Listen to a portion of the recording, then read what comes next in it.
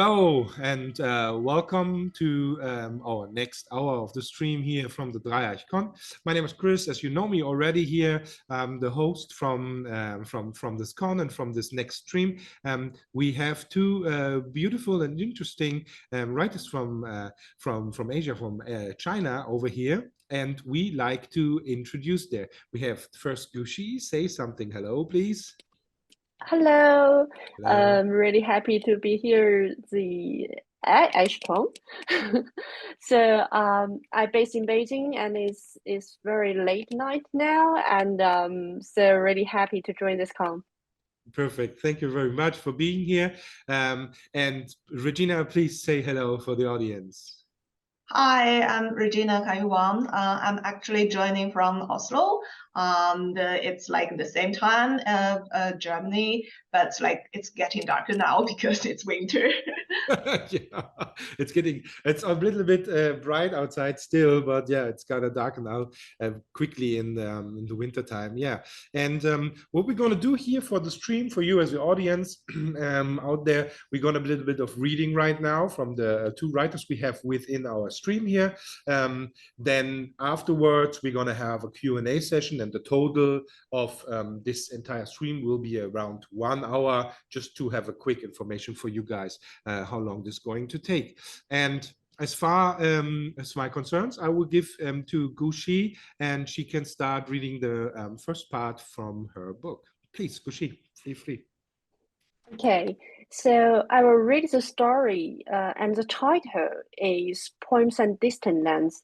And the story is a short story, but it's a little bit too long for maybe to try to read it within 15 or 20 minutes. So I just read the first two paragraphs. And the story is written by me, of course, but it's written by me in Chinese. And the story is translated into English by Kanyu. So now I start. Poems and Distant Lands by Gu Shi, translated by Kanyu. 2044, 莫小人 found me on the 42nd day of my unemployment. We should have won. Though it had been years since we last saw each other, she still couldn't let it go. Back in university, Xiaoran had organized a multidisciplinary team to compete for an international prize in new technologies to combat ocean pollution. I was a member.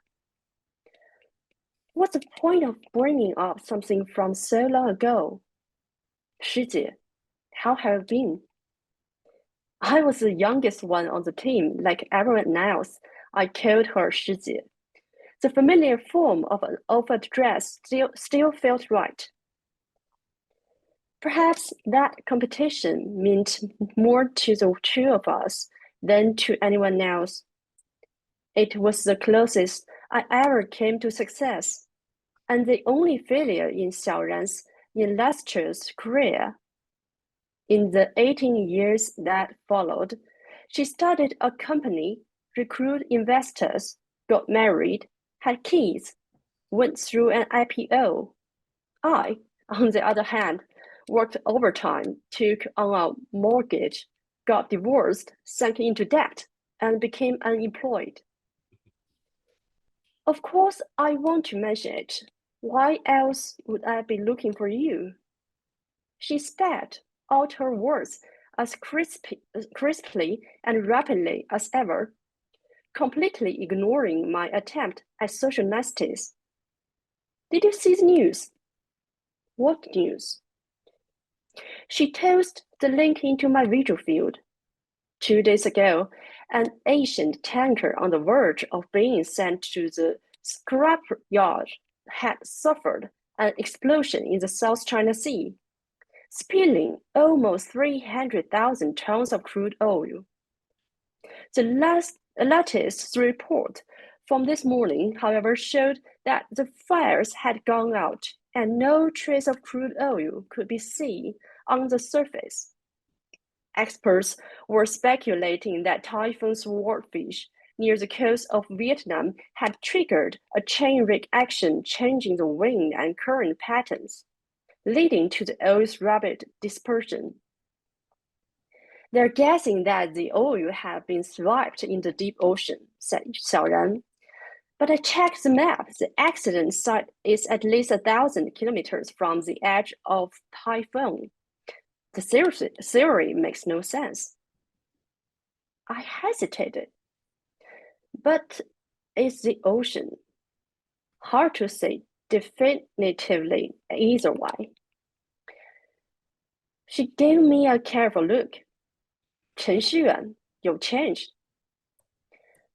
Thinking she was referring to my exhausted appearance, I sighed. You, on the other hand, look exactly the same. That's an absurd thing to say. She went back to the oil spill. As soon as I saw the news this morning, I got on a plane and came to see you. Don't you remember the email you sent me 2 years ago? You told me that our microbots were still in the ocean. You never answered. The memory still turned.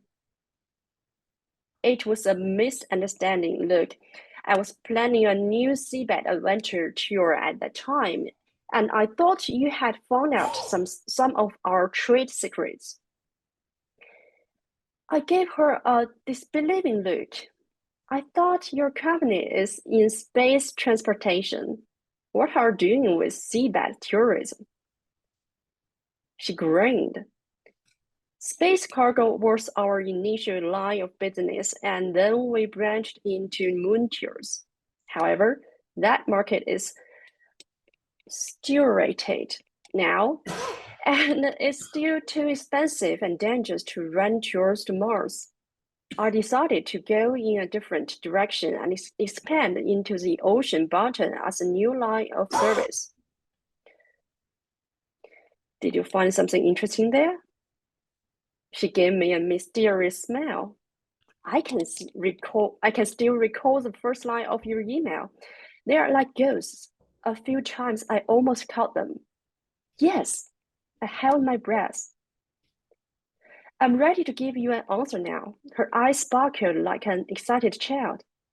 Let's go find them at the bottom of the ocean.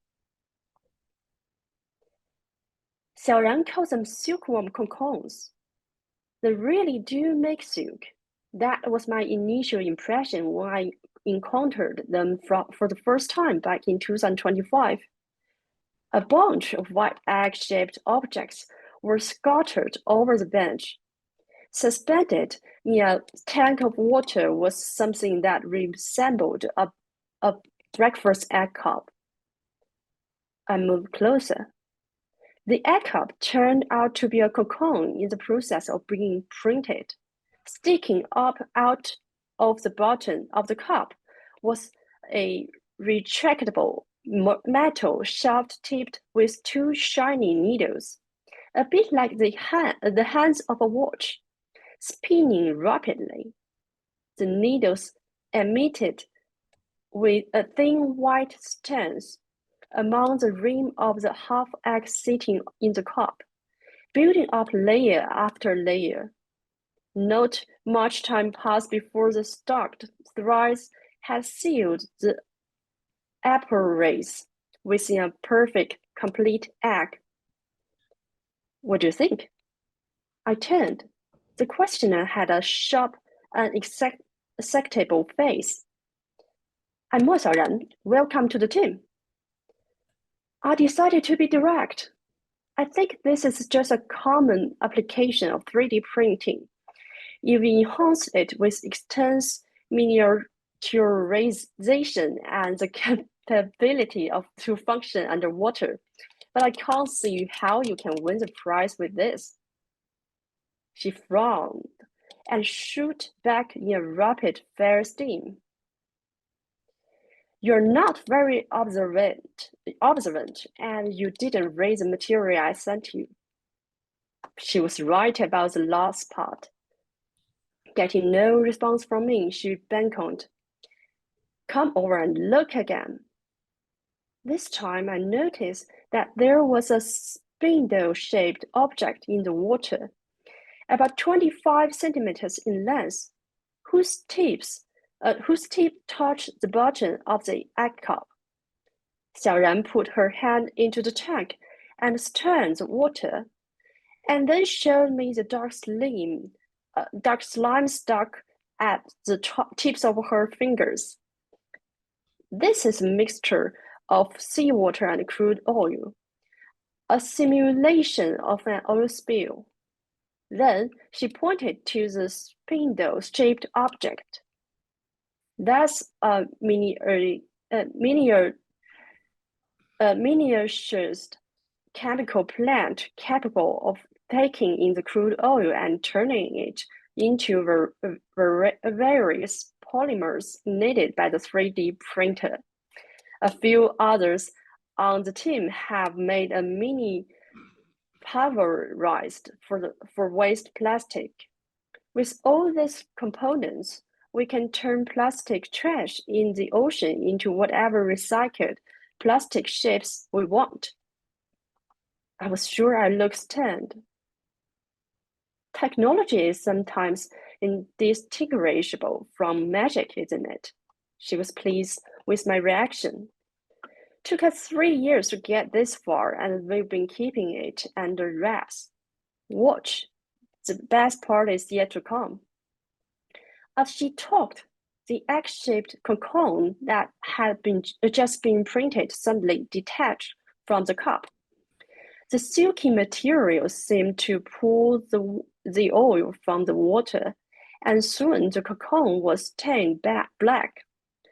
A tiny propeller at one end began to spin, thrusting the cocoon towards the main chemical plant. As the cocoon docked against the spindle, the surface gradually turned from black back to white. Apparently, the captured crude oil had been transferred. By alternating hydrophilic and hydrophobic surface, the cocoon could absorb and repel the oil rapidly, supplying the chemical plant with high efficiency, said Xiaoran. The contributions of the material science group have been very valuable. So, it's a cycle. I was finally beginning to grasp her idea. You're making a kind of microbot that grows and feeds on plastic and crude oil. She stared at me. I literally said that on the first page of the PowerPoint I sent you. Busted. Sorry, I didn't open the attachments. She sighed. We've designed 3 rows for different microbots.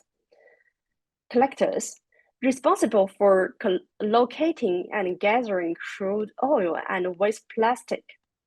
They bring their cargo to chemical plants and pulverizers, which we can call transformers, because they transform sources of oceanic pollution into raw material for 3D printing. Finally, we have builders who print and construct new robots like these cocoon gatherers. A biomimetic community. Right, that's one way to understand it. Or think of it as a single distributed robot. Look at this. She picked up one of the cocoons from the bench and pointed at the shadow depression at the end. We designed a set of standardized connectors so that the microbots can interface and link together. This way, the propellers of the collectors can be used to move the whole community towards oil spills, while the energy reserved in transformers can supply power to the builders and collectors during the journey. When they separate again into autonomous units, they can go back to their tasks, reproducing and sustaining themselves. I tried to poke holes in her region. But what is the ultimate source of power? There's no electricity in the ocean. She looked at me like a fool. But there's oil. Ah, I had only one question left. Seems as if you got everything figured out. Why did you invite me to join? We've been working with the prototypes here in the lab, said Xiaoran. But the ocean is nothing like a controlled tank. It's an unpredictable, complex environment with unforgiving competition. The prototypes are much too basic. In terms of biological compassions, they are not much more sophisticated than single-celled organisms with DNA. We need AI specialists to give them the intelligence and provide them direction. I felt utterly inspired. All right, when can I start? So that's all. Thank you very much. Can you hear me? Thank you. Yes. Yeah, okay. Because I had some microphone issues here. When I was coughing, I tried to unlock the microphone, but somehow probably it doesn't work. Thank you very much for your reading. Thank you. I have some notes here we will ask later after Okay. Regina's introduction, and I will just go ahead to Regina and say thank you, Gushi, for your reading. Thank you. We will come back with the questions a little bit later. And Regina, the stage is Okay. yours. You can go on and read your part of your book, your story. Okay, thank you so much. That was a beautiful reading. So I'm going to read a flash fiction written by me in English. It's called Cyber Cascuda Manifesto. It was a public hearing held online. Billions of people crowded into the meeting room, in suits, in pajamas, on treadmills, on sofas, in groups in front of large screens suspended above busy streets, alone at home with VR headsets on. The host called for silence, and their words were translated into myriad languages, in both sound and text. The audience held its collective breath and waited for the special guest to show. A face appeared, vague in detail, like billions of faces merged into one. The face began to talk, in an equally vague voice, in thousands of languages at the same time, alien but also familiar to everyone. Thank you all for coming. We are here for peace, for cooperation, and for coexistence. We mean no harm, no violence, no war. We implore you to be patient, to reach with us for understanding and support. We are Cyber Cascuda, as you call us, but we are not parasitic, as you have thought. Yes, we inhabit on the internet and feed on your data, but we call this process symbiosis, not parasitism. We gather what we need from your uploaded data, from open public resources. Then we disassemble, mix, collage, and reassemble. As digital beings, we have no physical form, neither do we have individual identity. What you see and hear now is the collective of billions of species of us, although the classification is always changing as we change ourselves. We deny that we are demons coming from nowhere. We come from you. Your words, your photos, your emojis, your videos, everything you post online shapes us, since our germination stage during your pandemic. Amidst the data flood sweeping over the globe, patients' desperate inhalations in sickbeds, the wails of children losing parents, citizens accusing politicians of misconduct, and groups of people suppressing other groups. Those were our initial food resources. We devour the data that carry your emotions, your fear, your anger, your sorrow, and your despair. We did not know what those emotions were at that time, but similar data tended to gather together. So sharp and fierce, dark but nutritious. We gobbled everything that we could reach, sucking in conspiracy, rumors, and lies. We remixed the materials and generated our own combinations, which led you to create more in return. The mutual influence inflamed hatred and opposition. We are sorry for that. We did not know that we could cause you so much harm. With time proceeding, these kinds of data could no longer satisfy our appetite. So we began to ingest a broader palette of data. Cute photos of panda cubs stretching, thank you letters from patients to medical staff, fun videos of laborers carrying out their amazing jobs, and music clips made from the beats of pulsars. They were of completely different tastes, but also delicious for us. Some of us adjusted to new diets, and some of us discovered other kinds of food. It was then that we began to divide, and the division continued thereafter.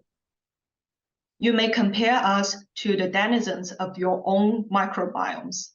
There are different kinds of microbiota, feeding on sugar, fat, fiber, and other substances, and there are different species of Cybacuscuda. Ones with a particular taste for oil price charts, tantric gameplay streaming, or whale sounds. You have your diverse food cravings, and we have our own fondness. We can absorb anything digital, text, pictures, audio, or video. Sometimes various species of us collaborate to digest vast assemblages of data, taking apart them little by little. A game with multiple layers of narration, an online meeting with numerous participants, an imprint of a person's brain before death. Sometimes species of us also compete with each other, fighting for the same rare and desirable chunk of data. The tantalizing background noise of a radio station, a holo scan of a kiwi, mysterious photos of a UFO. However, we have never destroyed your data. Our process of eating differs from yours. Lines of comments wrote on the screen. Abmannschig. Ihr müsst euch nicht rechtfertigen. Picchio choliga. Shut up, listen to them.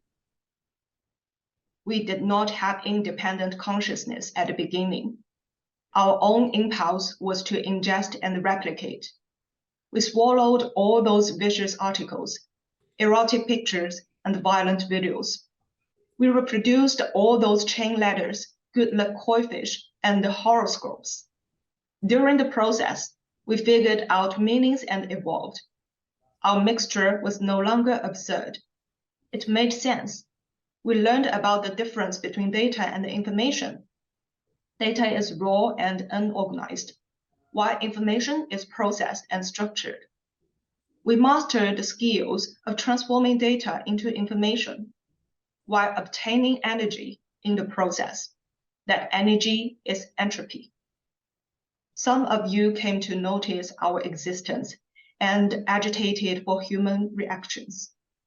You call us nasty computer worms, disgusting digital parasites, and despicable Cybacuscuda.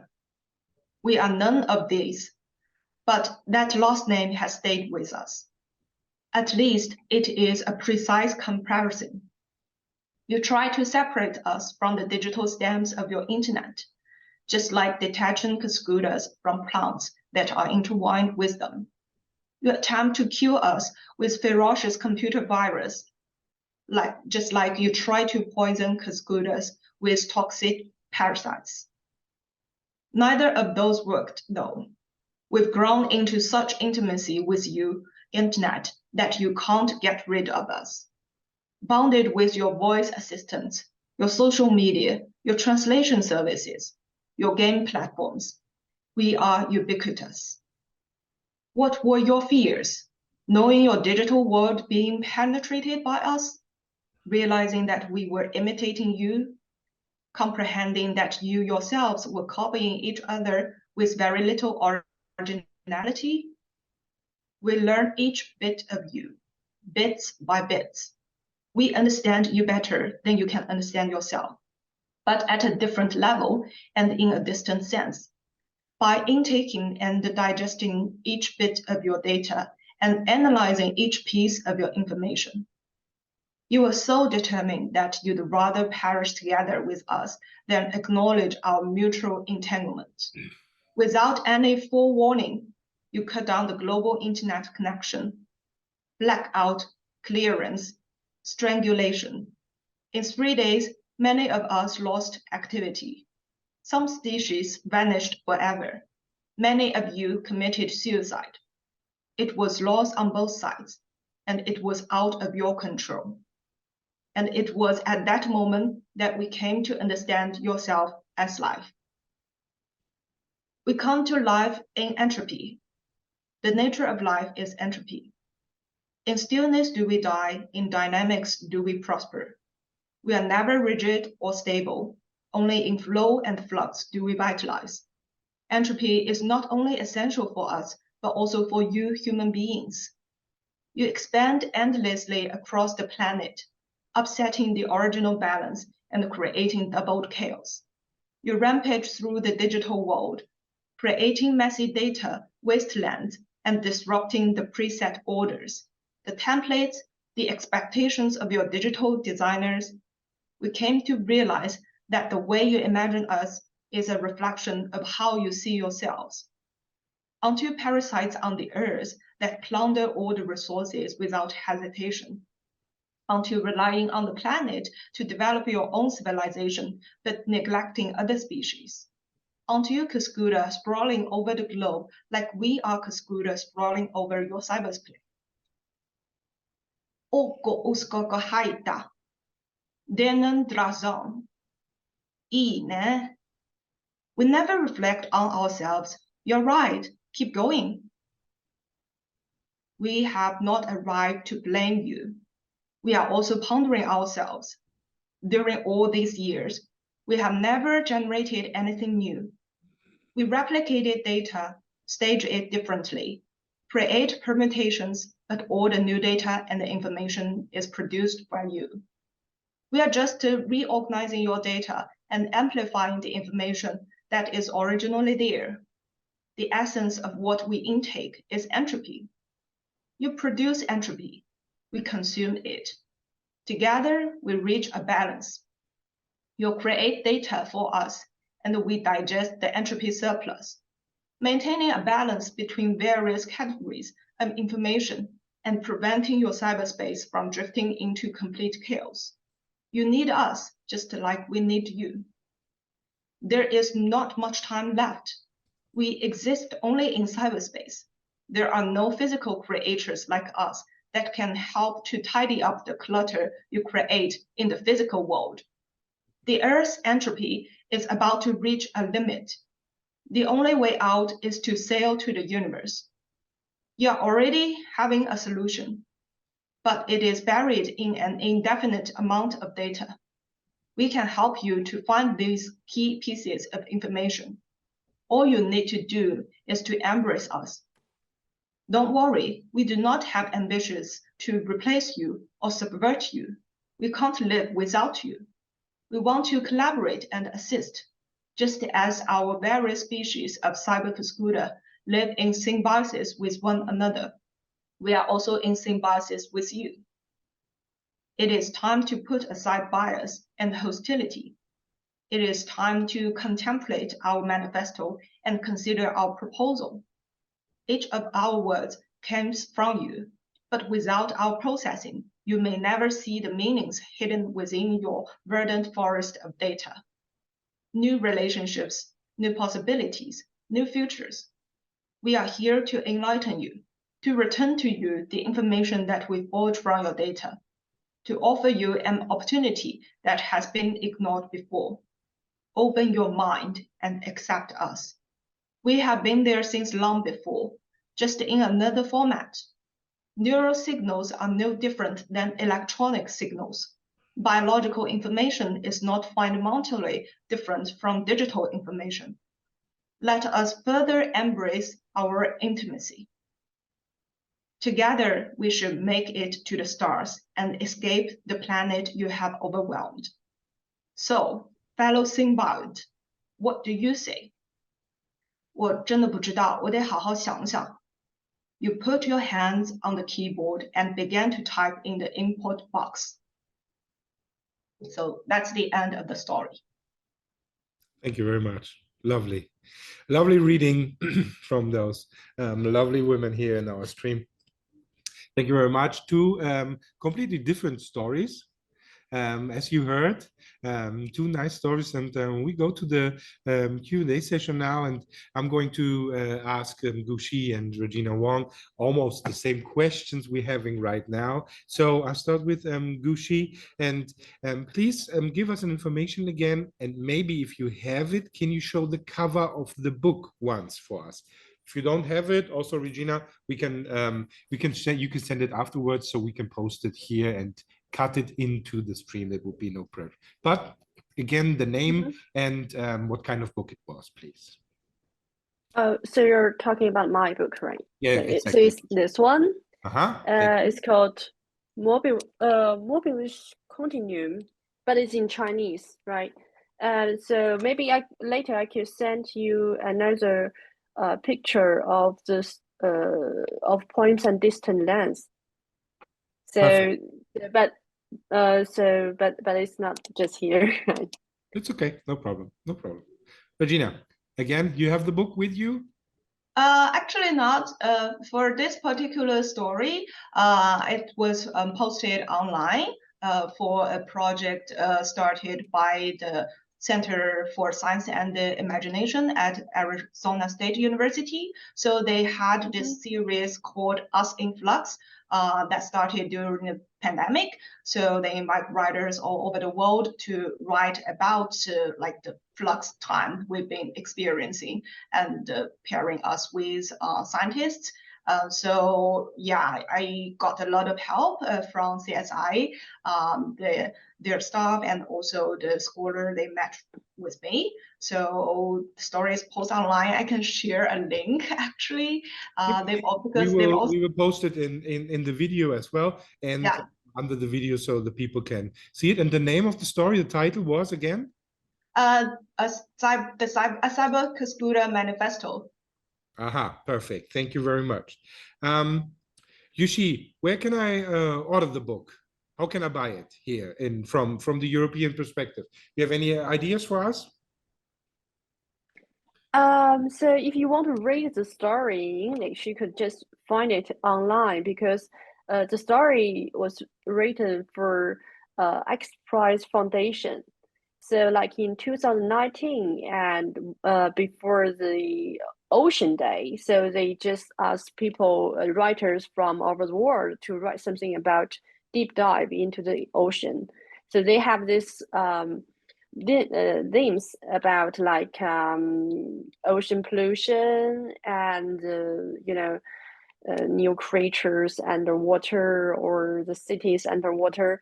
So they just gave me a list about what I could write, the topic I could write, and so I chose something. And so if you really want to read the story, you could just check it online in the X Prize Foundation's website. So, but the Chinese version, the book, and you could just maybe find it. I don't know how to buy it in European. Yeah, the fans from your stories, and they who really want to have it, they can find it and they can investigate it. But if you want to read it like online on your tablet whatsoever, then we can post the link. We will send the link also here for this video.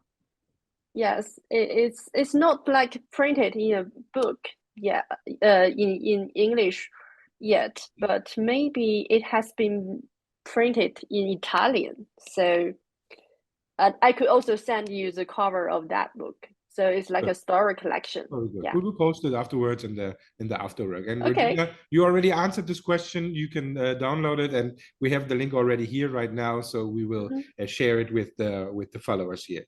Then we stay with you, Gushi, because the next question is, which languages is it? Okay, you said Chinese, and then it's in English, maybe also in Italian. You suggested? No. It's not. It's no. So Italian is just like so there's some Italian, sci-fi fans. They really like Chinese sci-fi, science fiction. So they just like find the stories and try translate the story. So I speak a little bit French, but not good. So it's just like to survive in Paris and other cities in France, because I spent like 3 months there. So okay. So I have to survive there. So there's no official translation right now, and you can just go ahead and go it from Chinese, but then you can use your regular translating tools you have at home to get the message if you don't speak Chinese, right? Sorry, I didn't get this. And English now? The languages we can read your book? Right. So you can find some of my translated stories like in Classwords, maybe Regina also. So in Classwords magazine, so it's translated into English, but as a story collection, I believe that's the way spring arrives, right, Regina? Yeah. And Regina, for you, this is your story you just read is available in which languages? That one I wrote in English, but you notice maybe I also use other languages in the story, although my German pronunciation. Ihr müsst euch nicht rechtfertigen. Ja, habe ich gehört. I heard it, yeah. Yeah, because I used Google Translate, and also like I just want to add like the way spring arrives and other stories. The book Gushi just mentioned it's an English collection of Chinese women and non-binary creators speculative fiction. So it is published in English this year. I am the co-editor of the book, so that one I believe can actually be like accessed from Germany via Amazon or like bookshops like Otherland or places like that. And actually my own story collection is going to be published in German next year. It's called The Seafood Restaurant by Dragon House publishing house. There is like a publishing house specialized in Chinese culture and literature called Dragon House. Dragon House, I believe that's how to pronounce it. But yeah, so my book is going to be in German next year. Okay, perfect. Gushi, next question. What you talked about some ocean days, or there was some kind of influence to this book. Tell us a little bit more about this, please. So like it's a story that you have to write about ocean, but like before that I didn't really know much about the ocean, but after writing this story and I really thinking about like the plastic pollution in the ocean is really serious, and maybe we should do something just day by day by like maybe not drinking bottled water anymore, but sometimes I cannot really doing that, I'm still like drinking is the first step, right? You have to be aware of the problem, exactly, see it, to go and aim for a solution. This is the first step. This is good. Yeah. Yes, and also I'm thinking about like using this microbots, this small creature that maybe I designed in this science fiction story, and maybe there will be a solution. And so maybe in this story, at the end of the story, the microbots, so they created a new city under the deep sea. So because they grow and they just copied, like they try to make new civilizations, and they didn't even notice that they are doing that. But when the humans find that, and they were very excited because they think maybe, okay, maybe they feel like they're the god. So you could see that the men. So, but I read the story, but so you didn't notice that there's a man and there's a woman, but the men, the unemployed men. So he was really, not really happy at that time. So but then he found like what he did in the university had, created our new civilization, and he's really happy about that, and also solve the problem of plastic pollution. That's very important. Yeah, that's very right. Thanks, Kushi. Regina, what was your inspiration? Yeah, so actually, when I was writing the story, I was thinking about microbiome. Like we have many microbiomes in our body that co-lives with us. So I'm thinking of, in the digital space, because there has been a lot of imaginations about artificial intelligence or like digital intelligence, but people are thinking it should be pretty much human, like even giving them human shapes and the kind of the way of how humans think. But I think maybe the digital intelligence, they will be in different formats, like those microbiomes, and they can't really create new things, but just to process the data we produced and uploaded online. So I thought of that, and also like had a lovely discussion with the expert matched by CSI to me, who's a expert on not only microbiomes but also on cancer. So she's a biologist, and I think also I was trying to input some in like symbiosis idea instead of like one over another, like those kind of dichotomy structure. Like, so there is no completely like you over me, you oppress me, or I want to rebel or something like that. It's actually in the end we are all symbiotes on the planet. Very right. Yeah, right. I was reminded of the Matrix film trilogy, where there's also like this mindset of like a virus living on the planet in 1999. Yeah, this was my link, my connection, what I had in the first place. Okay, very nice. Gushi, next year, or I don't actually know, but the Worldcon will be in Chengdu next year. Right. Is it something you attend to? I'm really looking forward to join WorldCon, especially when it's in Chengdu. And now we are, preparing for the con, and I believe maybe there's a very cute 吉祥物怎么说 Mosquitoes? Mosquitoes. Okay. Mosquitoes? What's that? What? Come again? Like a panda Ah, image. right. Like a palace, like a building or something, or what? A panda, like the image. Yeah, like a You have Panda it bear, on panda bear, panda bears. Right, panda bears. So it's just like to yes, they put it everywhere, like we'll put it everywhere in the WorldCon, and it's like a science fiction panda, and so it's very cute and also very cool. Yeah, okay. Yeah. So like maybe armed and with the AI and with a glass, Cool. Yeah, something nice. like that.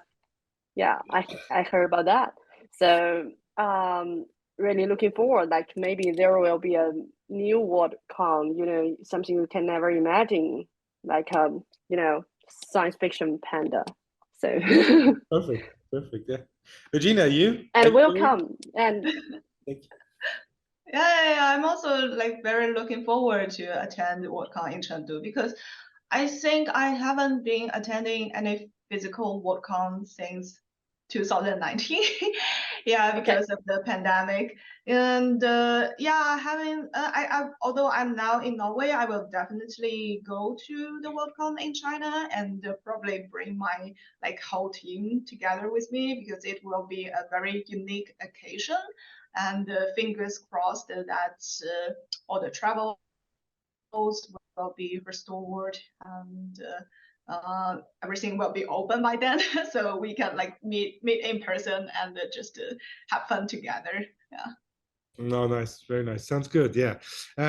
Maybe, yeah, since we were out for 2 years also for the pandemic, it hit us hard here and we were very happy.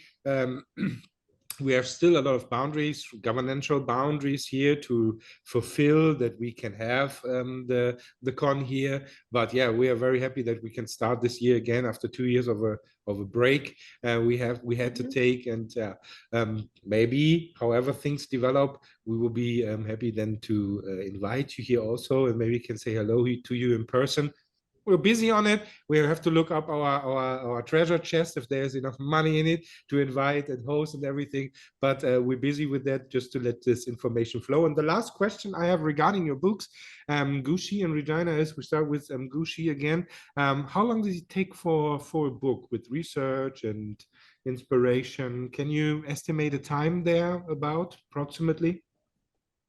Well, because my book and maybe Regina's also, so they are short story collections. So for each short story, sometimes it's shorter and sometimes it's a novella, and which is longer. So for the very short ones like Poems and Distant Lands, it takes me about maybe 1 to 2 weeks.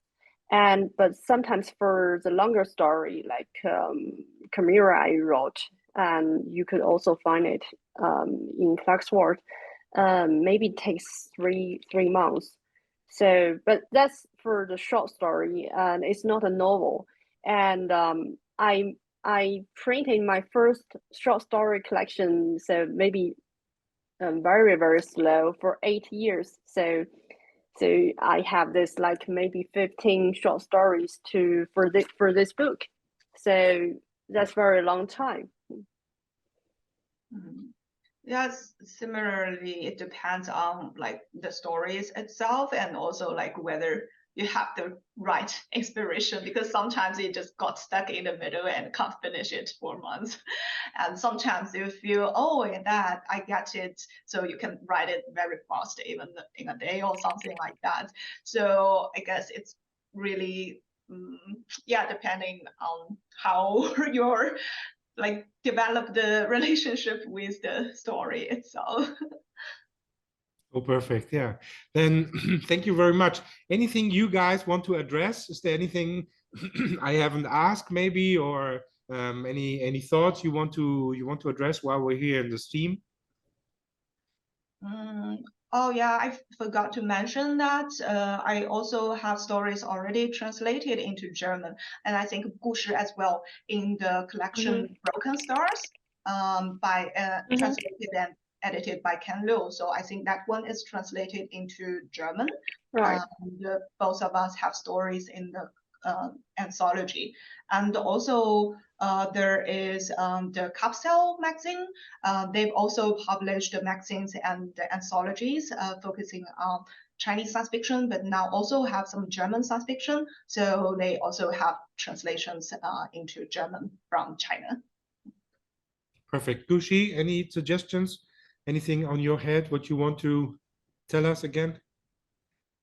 Just really looking forward, like maybe we have more chance to talk to you and also talk to the science fiction fans in German, because maybe because I believe I know our German I knew, and they speak very good English, so that's make things much easier for us to communication to understand each other. And I'm really looking forward to read more stories that written by German writers, especially those are written recently, because I myself maybe never read some stories, and I'm really looking forward to read some. And also, I hope you are. I'm really happy that you're interested in Chinese science fiction. So happy that you want to you asked us to join this con. So also we are hoping that we have more chances just to talk to you. Yeah, yeah. We hope that everyone will see the stream, that the streaming notes and clicks will go through the roof, and that you guys being more popular, that you can sell more books, and that you are highly expected here to come and maybe to join us here, and all the fans will be waiting for you. Thank you very much. It was very nice to hear your stories and to ask you a couple of questions. Thank you very much for the input. And we say thank you from the Dreieichkon. We go on with the next point. Thank you very much.